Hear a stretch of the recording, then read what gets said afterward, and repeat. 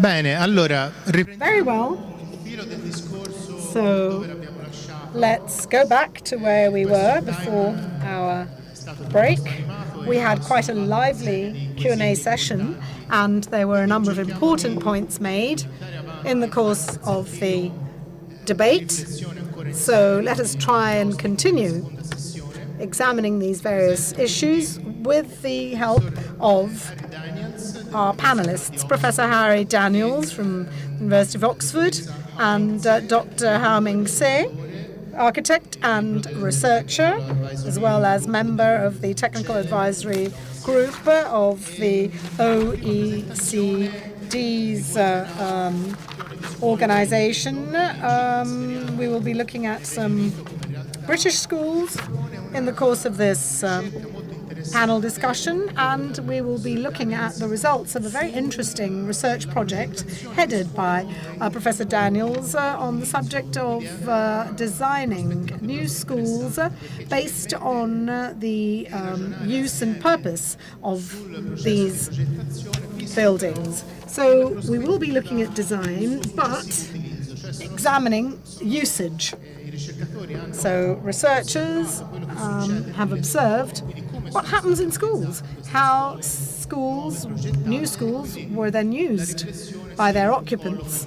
So this is the focus of this first presentation, which will then be followed by Dr. Otto Scheidel from the Institute für Schulentwicklung, one of the most qualified European organizations that examines the subject of innovative school architectures. Dr.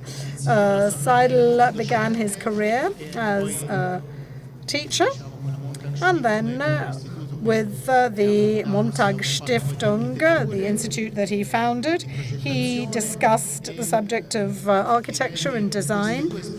And these two experiences have to do with different traditions in terms of schooling and pedagogy at a European level. So we're going to look at different points of view, and we will explore other areas of interest to build on what we've already examined. So I look forward to what is certainly going to be a very interesting exchange in the attempt to try and answer the many questions at hand. So I would like to now thank Professor Harry Daniels and Dr. Hau Ming Tse for the opening address. Hau Ming Tse is an architect, and I'm a social scientist working in education. My particular interest is in the relation between the structuring of social relations, the principles of communication, and the consequences for the way people think and feel. So it's trying to move from the structural to the intrapersonal, and that is really where a lot of the work that we've been doing lies, looking at the structuring of the social through the design of space and the consequences for the thinking and feeling of people who inhabit buildings. We're going to try and do this as a kind of bit like the Muppet Show. We're going to be moving backwards and forwards. Firstly, we're going to say something about the origin of this project, which we call Design Matters, ? I mean, I know there's a lot of architects in the audience, but the question really was, does design matter? Does it make any difference whatsoever? When we speak to architects, quite a lot of them are quite convinced that through their design work, they can change behavior. Through designing spaces, they can change the way people behave. I think we're pretty much arguing against that. So we're going to be quite unpopular. So let's see how it goes. This started a long time ago with a study of visual displays, what teachers put up on the walls in children's classrooms. All of us face a very hard task of working out, when we move into a social space, answering the question, what can I do here? How should I be here? How should I behave here? And that's particularly the case for children entering schools, because schools are odd places. And they've got to work out really quite quickly what the rules of the game are. And what we did was to look at a number of wall displays. The first 3 are from one school in one area. Both the schools are special schools, and there are no differences between them in economic, social, or psychological terms. So the first 3, so I'm 9 years old and I walk into this school for the first time and I say this, or this, or this. And just almost by chance, I might have been sent to this school and walk in and I can see this, or this, or this. And I'm trying to work out the answer to my question. What do I have to do here to be seen to be an okay student? Well, what we found, and has been published and looked at quite a bit, is not only that were young students who were said to have learning difficulties, not only could they read the messages that were embedded in these images, but the way that they read them was associated with the kind of school culture they were located in. Where they were positioned gave rise to differential views of what goes here. And this, we then said, okay, if that's just children reading wall displays, what about children reading buildings? So they come across this new school building, like the ones that we were shown from Australia this morning, beautiful, beautiful places. And they have to ask the question, well, what goes here? How do I behave inside here? And that's where the roots of our project lie. And it's a multidisciplinary study, not just Hau Ming, an architect, myself, a social scientist. We have a semiotician. We have a range of other people involved. And in our current work, we're working closely with engineers and constructors as well, looking at the usage of 25 newly built schools in the UK, in England actually. And what we're trying to do is to better understand the effects of these new design schools on students, teachers and parents, the way they engage and the way they feel in educational settings. Now what we did was to follow them from primary school through for more than a year in their secondary school. In other words, this has some of the characteristics of a longitudinal study. It's not just looking at the children once and then going away. But this happened at a time when the British government was doing a lot of the things that have been talked about this morning. They had huge aspirations for new school buildings. They were going to become new cathedrals of learning. They were going to be places that were designed as a result of very high levels of very expensive consultation. The word transformation was used a lot. They were going to transform communities. They were going to transform ways of thinking about teaching and learning. They were going to change patterns of participation. It was going to reduce dropout. It was going to encourage communities to participate more in schools. They were going to become community centres, places of well-being for all those in the community. They were going to be places, educational places, which personalise learning, a word that's been used a lot this morning. And they were going to be places where there were weakened boundaries within the curriculum. Rather than having physics, chemistry, biology, they would be doing the sciences. Maybe they wouldn't be doing that at all. Maybe they'd just be engaged in project work of different forms all the way through. And they were going to be settings in which children would have much, much more control over the selection, sequencing, pacing, and criteria of evaluation over their work. This new form of practice was to be technology-driven, with open and flexible spaces and buildings which were sustainable. We'll come back to sustainable at the moment because we think it's been wrongly defined. But sustainability was very much to do with heating, lighting and ventilation at that time. And it was also at a time when private money was put into public buildings. Now that's a whole story all of its own, and we won't go into that now.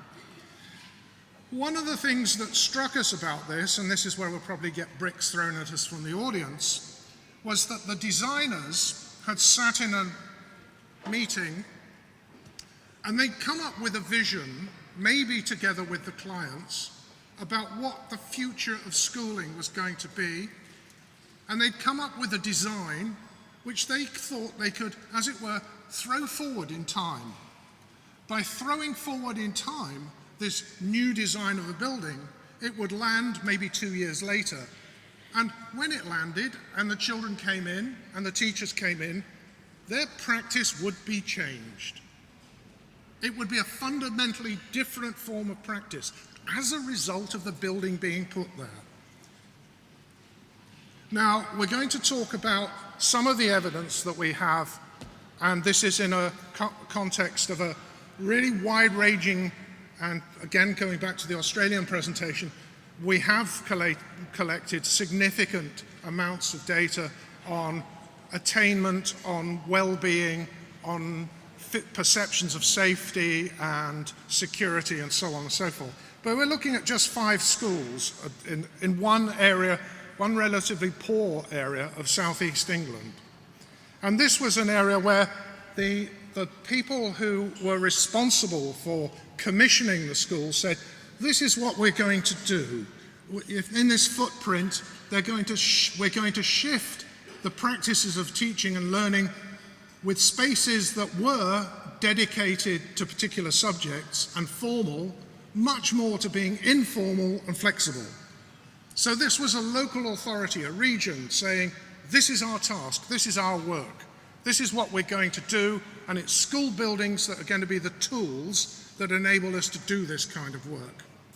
And this is the town in which they're based, and you'll see just about that this town has 4 red squares shapes in it, and 1 blue one. The 4 red ones are now newly built schools. The 5th one was going to be built, and the government cancelled the scheme. It's important to note that you can easily walk between any of these 4 schools. And in the schools we're going to show you, there are some children who are members of the same families that go to other schools. Because of time limitations, we're going to show you this one case study. So in our broader project, we actually look at we have 5 localities and additional schools. But we're looking at this one case study, which was part of wave 3 of the Building Schools for the Future program. And I'm sure many of you know about it, but this was a vast flagship program that the English government, it was a new Labour government at the time. It was announced in 2003, and the idea was to spend £55 billion rebuilding every single secondary school. That's 3,500 high school within a 15-year period. Sadly, the Tory government came in and cancelled the program after 6 years. But when the program stopped, they had built nearly 600 schools, but 500 additional schools had actually gone through the design stage, and their project was stopped just before construction. So this was part of their locality. In this locality, they had a very strong vision, and the local authority had developed a transformation team to really drive this vision for the whole of the locality. And they said that these buildings have been designed in a way that makes it almost impossible for them to go back to square one. That was our guiding principle. So they wanted the building to drive the transformation and totally change educational practice. This was social engineering using buildings. This is School A, and the design is very, it's similar to a lot of the ideologies of BSF, where they talk about a community heart space. This has an external hot space in the middle. There are two sweeping wings with clusters of open plan learning spaces. If you go to the next slide, Harry. Yeah. So this is one cluster where you have open plan spaces which you can regroup and have flexible, agile spaces. Students can work independently, and this space is used for 120 students, and they can have different settings. This is in its built form. This is the sweep of the two wings, and there are 5 clusters on 2 levels, and this is the central hot space. And this is one of the open plan learning spaces in class in School A, and this is the school in practice. This school, the head's vision was, my vision is going to design was to create 21st learning environments. I want the kids to flourish. I want the students to learn to work independently and collaboratively. And I want to develop their social skills and their intellect. How can we design better schools? Design is a social practice. If you don't work together and really understand the pedagogy that goes on within the school, then you can often build buildings that are not fit for purpose.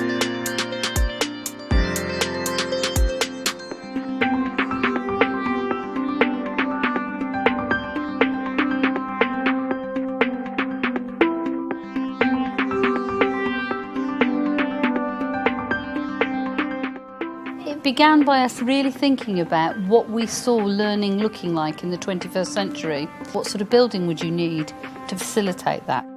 Everything is almost in a circular way, so you're always encompassing each other, you're encompassing the learning, so that they are always looking towards each other. We were in the old school, there was all classrooms and big corridors, and it was a bit gloomy. When we came to this school, it just felt like a modern school.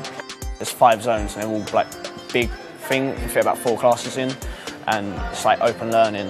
I feel like I can learn better in a zone than I would in a classroom with loads of people. Because in a zone I have more space and I sit with the people, that you work well with, and it just goes well together.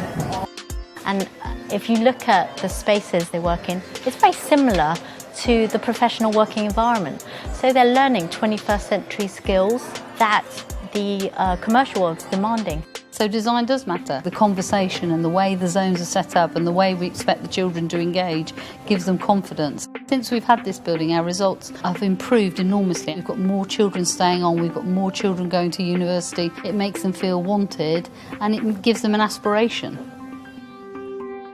To find out more and discover other bright ideas, visit Oxford University's social science page, where ideas have impact. I'd just like to thank the god of technology, because that was totally out of sync. It was running completely wrong, so I'm sorry about that. So that school, the process was driven by the head of the school, and they worked collaboratively with the designers, and from our interviews, they said that this school got the quality and delivered the educational vision because the head actually took on the job as quality monitor and drove the project.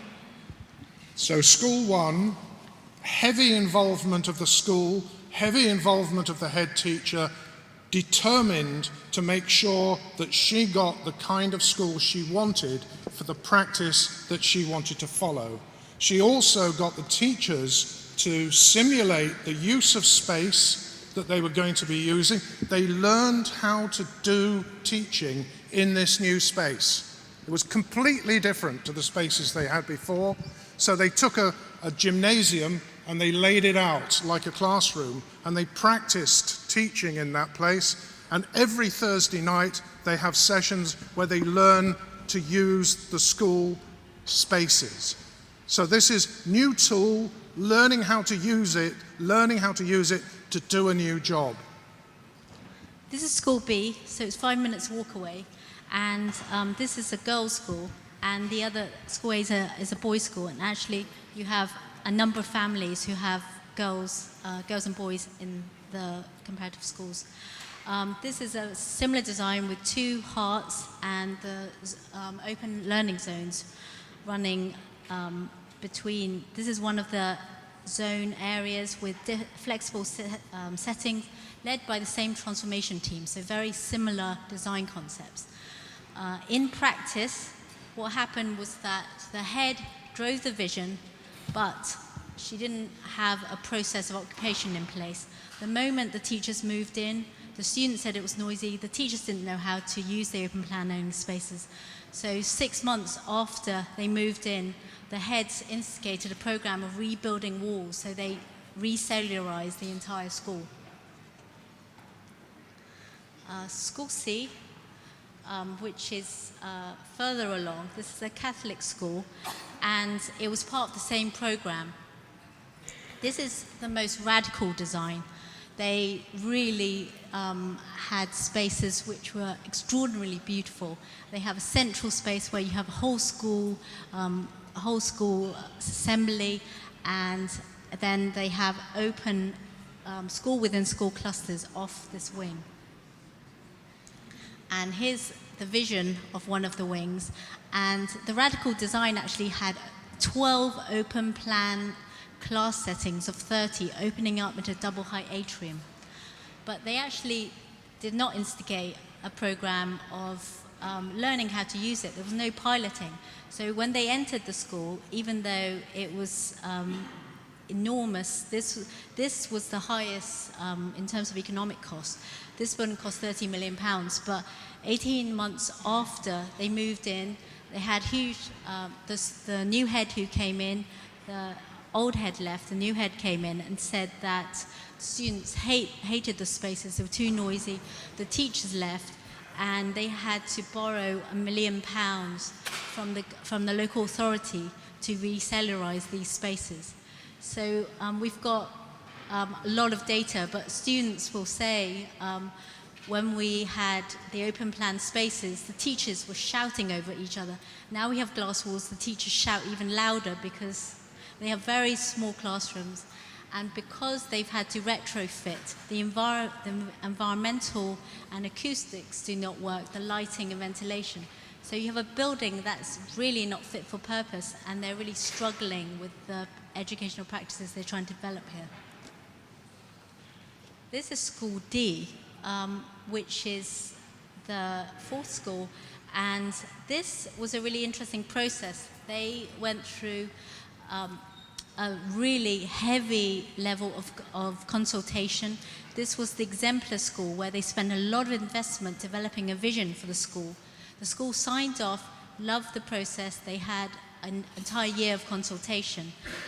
What happened during the competitive procurement process, this design that they wanted, the team they wanted, did not win the contract. So they ended up building a school that they didn't actually ask for. This was the design. And they ended up with a team that designed and delivered this school, which is central atrium heart space with 5 irregular wings that come off it.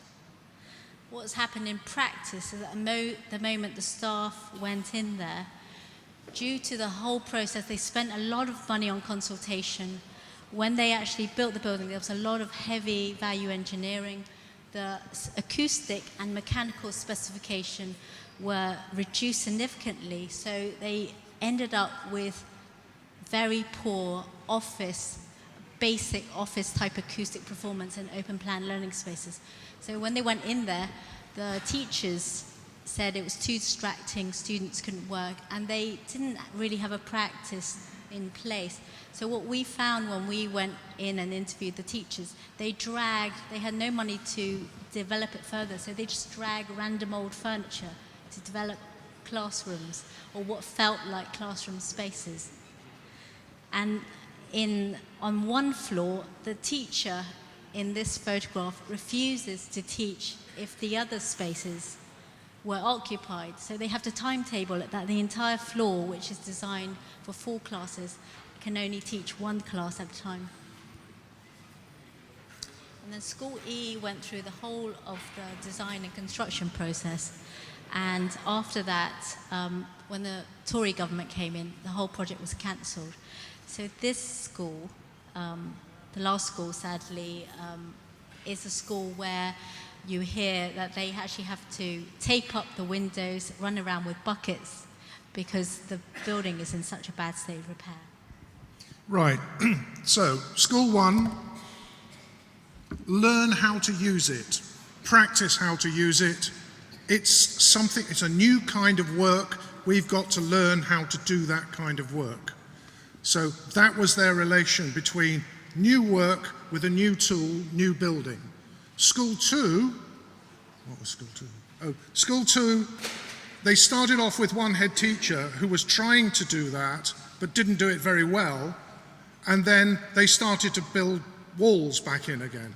School 3, they tried, the head tried to get the new kind of practice and the new building to work, but didn't do the kind of professional development, working, not telling teachers, you must teach in this new way. It's helping them to learn how to do a new kind of teaching and arguing the case that it was worth learning to do it. So they spent, 1.3, 1.2 million euros on putting glass walls in that messed up the ventilation and messed up the heating. And school 4, they didn't have the money to do that. They didn't do the learning, so they just dragged furniture around, which was an acoustic disaster. Right, so we're arguing a case for learning. We're arguing a case for learning in the relationship between design and practice. And here's another example of a case for learning. This is a school in the West Midlands, one of the poorer parts of England. This school was actually built on the site of one of the very first factories in the Industrial Revolution. And it uses something called passive house technology. For those of you who are architects, you won't be familiar with it, but for those of you who aren't, it's like wrapping a duvet around the school to make it thermally much more efficient. What they did was, with the same architects, the same construction company, and the same commissioners, they said, right, okay, we'll build one of these and we'll learn from it. Okay, we did quite well, now we'll build another one and we'll learn from doing that. And now we'll do another one and we'll learn from that. By the time they built the 5th one, the efficiency of that building had shot up enormously, but they'd had a conscious process of learning how to build a new school. The numbers that we've looked at that have had ventilation and heating systems, which were frankly dysfunctional, no one could get them to work properly. In this setting, where they'd had a conscious program of learning at the construction and design phase, a completely different outturn. So where does this get us? Our message is, if we call it post-occupancy evaluation, that's got to include human action and perceptions over time, over a period of time. We've got to take account of the interconnection between design and practice and how this might change with different occupations. Different head teachers want to do the job differently. The building has to be adaptable enough to be able to do it. And in that sense, sustainability just does not mean energy that went into the concrete or the wood, or energy that's used to keep the place warm. It's also sustainable over a period of different forms of pedagogic practice. So that we need a new kind of definition of sustainability, which includes the way in which the same building will, what we call, re-signify. Just in the same way that those youngsters with learning difficulties read those visual displays differently, working in different management regimes, people see the affordances of buildings in different ways, and we need to take that on board. We argue that design is a social practice that must be understood as a complex, multi-agency process in which we've got to have very close attention to shifting motives and contradictions. The contradictions between trying to win a contract and then trying to bring it in on time and on budget. for example. I've said about the sustainable. I've also said, and so has Hau Ming, the issue about learning to occupy a building. It is not just getting the key and walking in. This is a process of occupation. What was the term that was used? Rehabilitation before lunch? Something like that. Inhabitation, yes. So we very much agree with that. Do you want to say on this bit? No? And we argue strongly that one design may be experienced and perceived in very different ways by teachers and students. This applies to use of space, feelings about visibility, security and observation, as well as a sense of belonging and well-being. These differences may be understood in terms of the way in which specific forms of practice are made meaningful in different places. And lastly, social relations and social spaces for learning are of the highest priority from the perspective of students. This is understood in university design, particularly in England, because we have something called a student satisfaction survey, and students say, we've got nowhere we can sit and talk to our friends. Yes, we want to do work at the same time, but there's not enough space for us. And that has economic implications for a university. There is no such mechanism at the school level. There is no real student voice in there, and there's no design that's operating with a social space for learning argument in mind. And lastly, although we haven't presented evidence of it today because we'd have gone on for ages, that transitions between different cultures of design and practice bring very different challenges for students.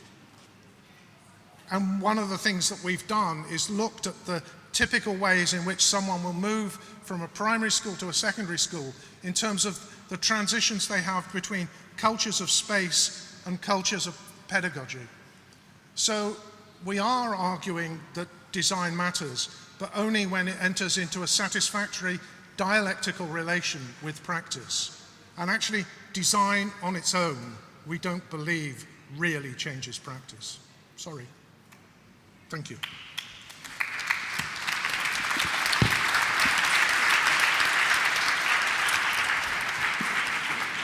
Bene, ringrazio per questo intervento che ci... Thank you very much. And this brings us to a very complex place indeed. You have raised a number of critical issues that we've looked at in the course of this morning's session, and you quite rightly stressed the importance of involving the people who have to inhabit these places, both in terms of a contribution to design and usage. So there has to be some mechanism to support people